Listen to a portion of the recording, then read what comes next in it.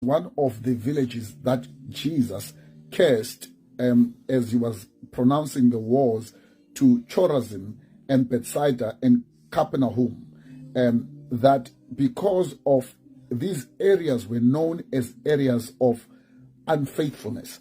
So we could liken Bethsaida as the towns in which we dwell in, where there is so much disbelief. But it seems that in these dark places, in these towns where there is so much disbelief, where there is so much curses, where the curses of God have manifested themselves because of unbelief, there seems to be people that are still lights in those dark places.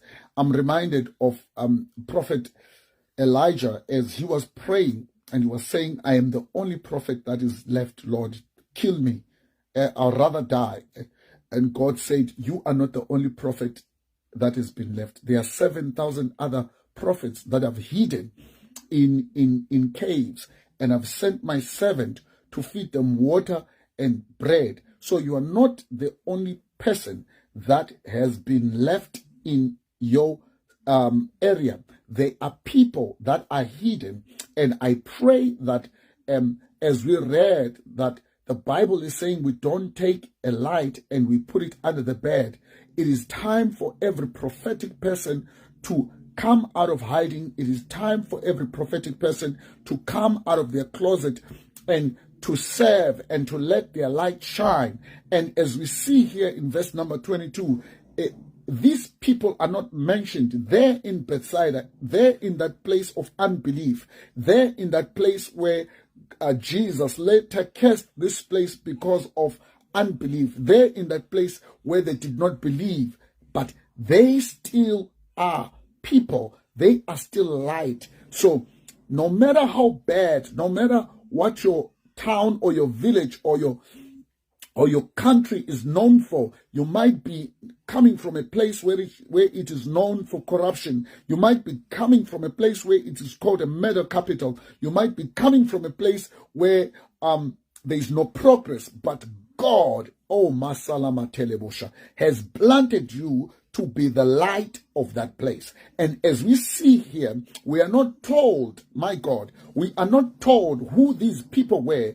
And they say some people brought to him a blind man and begged him to touch him. Oh my God, I can see these people were intercessors. That is me and you. That is prophetic people. They recognized that Jesus was in the vicinity, and they knew that Jesus was in the vicinity, and they made an introduction. They took a blind man that had been blind and they introduced him to Jesus. Light had to introduce the people that were lamps had to introduce the blind man to the source of light, because Jesus is the light of the world. Hallelujah. So you are planted in the areas that God has planted you, no matter how dark, no matter how unfortunate those places are, to be the light bearer. Who are light bearers? So this is shown as prayers and intercession.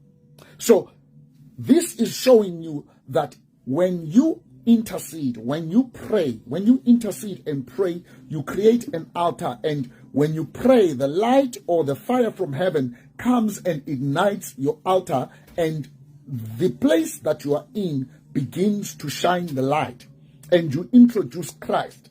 So these blind men represent men or women that are spiritually blind. Oh my God. And that's why when Nicodemus went to Jesus by night and he said that unless a man is born